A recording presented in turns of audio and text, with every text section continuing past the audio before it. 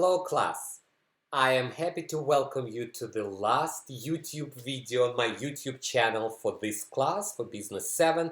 This is a YouTube video for Test 4 review. So I'm going to use in this YouTube video a PowerPoint review file.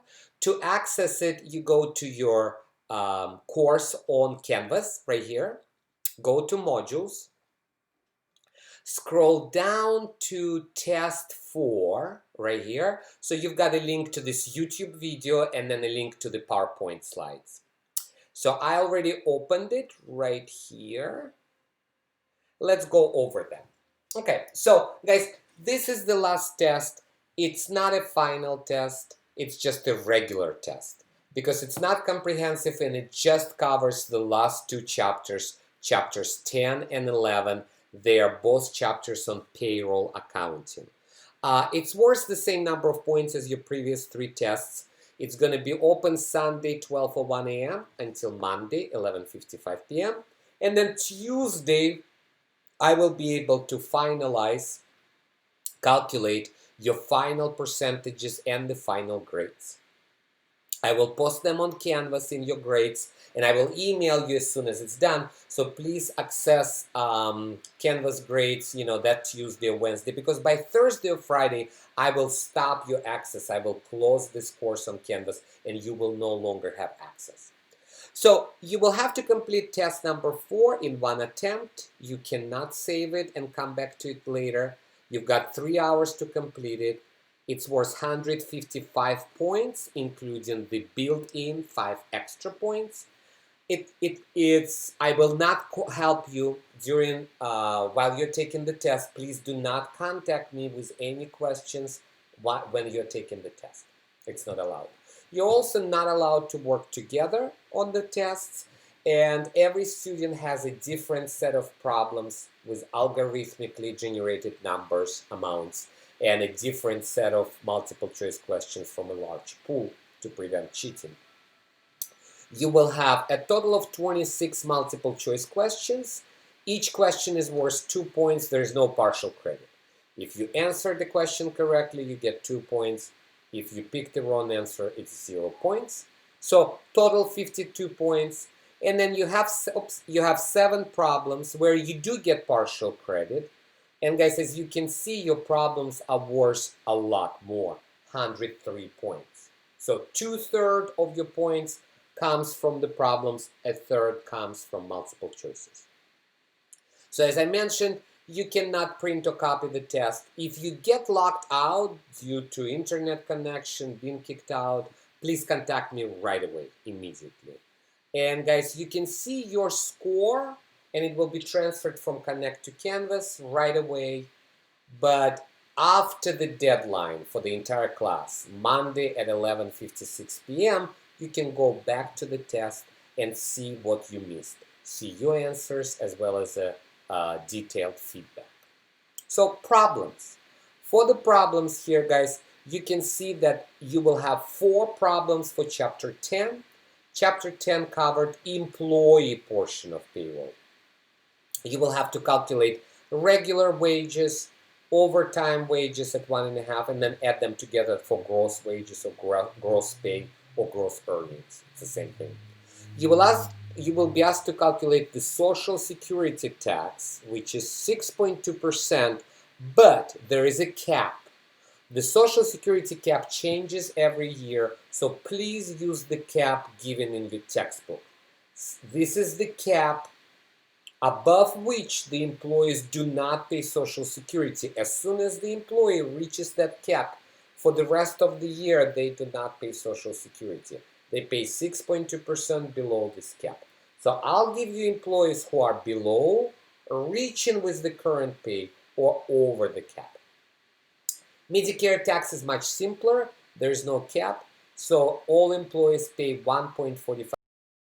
And I will ask you to make 2 journal entries for employee payroll. So the first entry, you debit your expenses, salaries expenses, wages expenses, could be a couple of them. And that's your gross pay. Did all of your liabilities, Social Security tax payable, Medicare tax payable, employee income tax payable, so on and so far. Those are employee withholdings. And then you also credit salaries and wages payable, that is net pay. Make sure you understand that complicated, large transaction with multiple debits and credits. And then the second entry, second journal entry, is simply paying the actual salaries. You debit the salaries payable, which is net pay, and you credit cash. So that one is straightforward. From chapter 11, you will complete 3 problems. I will ask you to compute, not computer, compute employer payroll taxes. Chapter 11 focuses on the employer portion of taxes. And guys, again, watch my videos. I think I recorded excellent YouTube videos for chapter 10 and chapter 11. I go over all of the payroll taxes that are paid by the employees versus employer. I give you a great summary. So you will need to calculate them. So the employer will match Social Security, pay same amount for Medicare, does not pay income tax on employees, but does pay SUTA and FUTA, unemployment taxes. You will have multiple different journal entries. So you will journalize employer payroll, and you will journalize the company's deposit of so-called 941 taxes. So these are on Form 941, and they include the double of Social Security, the employee and employer portion, the double of Medicare tax, the employee and the employer portion, and only the employer portion of income tax because the company does not pay income taxes for their employees. So review your homework, prepare a cheat sheet. I always recommend that when you get ready for the test, especially here you have only 2 chapters, spend a half an hour, 40 minutes, summarize everything you need to know for chapter 10 on one side. Summarize it. If there are some concepts you really know by heart, don't write them down. Write down things you're confused about or you're missing or you don't completely understand. Use your homework, review your homework, review your Learn Smart, review your quiz. You can go back to them and see what you missed, what you had. So prepare a cheat sheet 1 page for chapter 10 and a cheat sheet 1 page for chapter 11 and use it along with your textbook when you're taking your test. That's what I do when I take online classes as a student and I have to take an online test. All right, and then guys, you've got all of your key terms right here for chapter 10. Oops, let me do this. So for chapter 10, we distinguish between employees and independent contractors. Talked about gross pay minus withholdings or employee deductions equals to net pay. I introduced, if you watch my lectures, video lectures on YouTube, as well as the textbook, repeat textbook, the FLSA, the Fair Labor Standards Act, and its provisions. So look at them. There is a FICA law, which governs the FICA taxes. And FICA taxes include Social Security and Medicare. So other taxes paid by employees. We learned how to look up using the tables, how to look up, calculate federal income taxes paid by employees, by workers. We talked about the W-4 form. And then, guys, some of the taxes paid by the employer, employee earnings, payroll register, which is you prepared. It's a hub of all information about payroll, list of all employees and all their earnings and all their taxes and net pay, and 2 general journal entries, as well as the individual earnings record that we have to prepare and use in order to prepare W-2 forms that we send out to employees in the beginning of the new year. And then chapter 11, the employer portion, electronic payments, frequency of deposit based on the look-back period, what that is, journal entries to record the payroll taxes owed by employers on their workers, as well as the deposit, the payment. I will not ask you to prepare Form 941 and Form 940, but you need to know what's on those forms because you might have a multiple choice about them. Form W-2, Form W-3, which is a summary of all W-2s from all the employees.